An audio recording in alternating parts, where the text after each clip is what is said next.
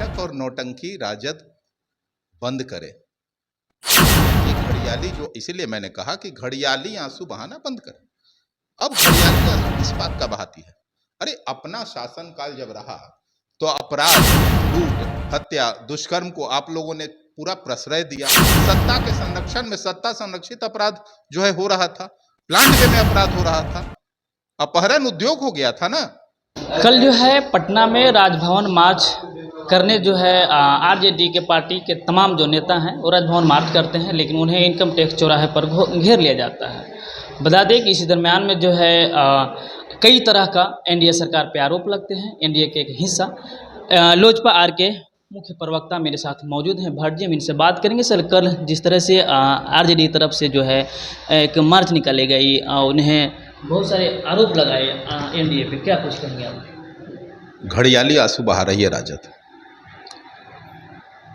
इस बात को शायद वो भूल गए कि राजद का जब शासनकाल रहा है उस समय अपहरण एक उद्योग का रूप ले लिया था। आए दिन लूट, हत्या, बलात्कार खुलेआम किया जाता था। सत्ता के संरक्षण में अपराधी अपराध करके बेलगाम घूमते थे। तब कहाँ थे तेजस्वी यादव? तब कहाँ थी राजद? आज उन्हें सुध आई है।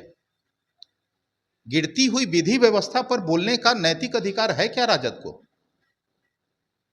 अरे अपराध, भ्रष्टाचार और विधि व्यवस्था पर राजद को कभी देखा गया है क्या बोलते?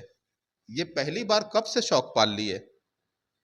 दुर्भाग्य है, कल का जो रोड शो मार्च उन्होंने किया है, आक्रोश मार्च का नाम जिसे दिया है, पश्चाताप मार्च उन्होंने क्यों नहीं निकाला? भूल गए क्या कि उनके शासनकाल में कितने नरसंहार हुए बिहार में? कितनी माताओं के कोख सुनी हुई हैं? कितनी पत्नियों ने अपना पति खोया है? कितने मासूम ने अपना अभिभावक खोया है? उस अनाथ बच्चों से निकलकर तेजस्वी जी को माफी मांगनी चाहिए। तेजस्वी जी कल कह रहे हैं कि मैं दरभंगा में हूं, मुजफ्फरपुर के रास्ते से एक वीडियो जारी उन्होंने किया है और उन्होंने कहा है कि दरभंगा के जाले में जो घटना घटी थी पिछले चुनाव में, उनके पीड़ितों से मैं जा रहा हूं आज मिलने। भाई 3 महीनों में आज क्यों सुध आई? देखिए, ये सब नाटक और नौटंकी राजद बंद करे। ये घड़ियाली जो, इसीलिए मैंने कहा कि घड़ियाली आंसू बहाना बंद करे। अब घड़ियाली आंसू किस बात का बहाती है? अरे अपना शासनकाल जब रहा तो अपराध, लूट, हत्या, दुष्कर्म को आप लोगों ने पूरा प्रश्रय दिया। सत्ता के संरक्षण में सत्ता संरक्षित अपराध जो है हो रहा था, प्लांट वे में अपराध हो रहा था, अपहरण उद्योग हो गया था ना। भूल गए क्या चंपा विश्वास कांड? मैं बहुत सारा याद करा सकता हूं। शिल्पी गौतम कांड, कौन देगा जवाब?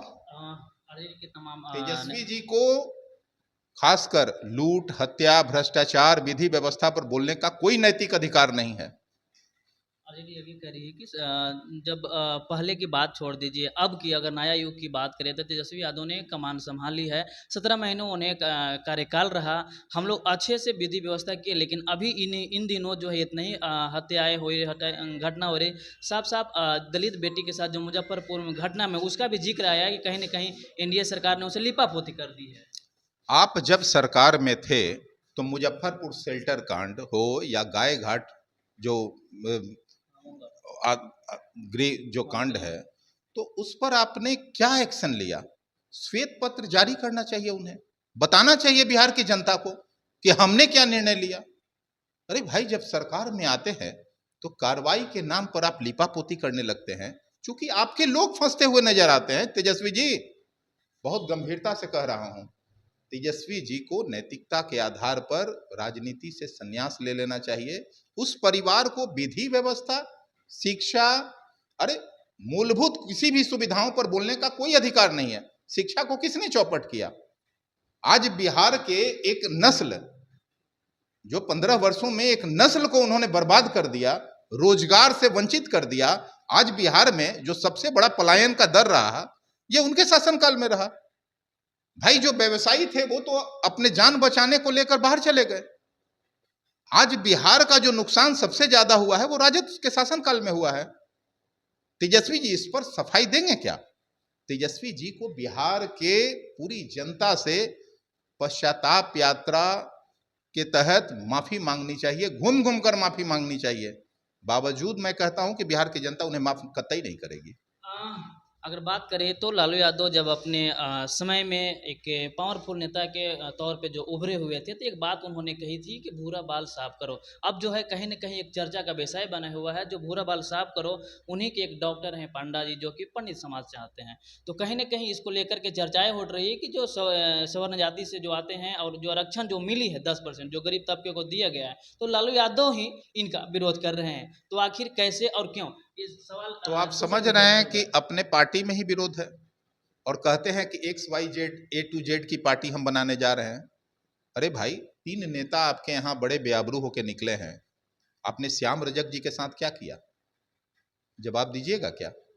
एक बिहार का दलित नेता, एक बिहार का बेटा आपसे बर्दाश्त नहीं हुआ इसलिए कि वो दलित था।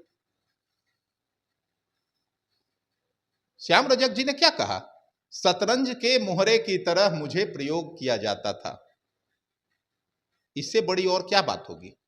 श्याम रजक जी की उस वेदना को मैं समझ सकता हूं। तेजस्वी जी की छाती क्यों नहीं फटी?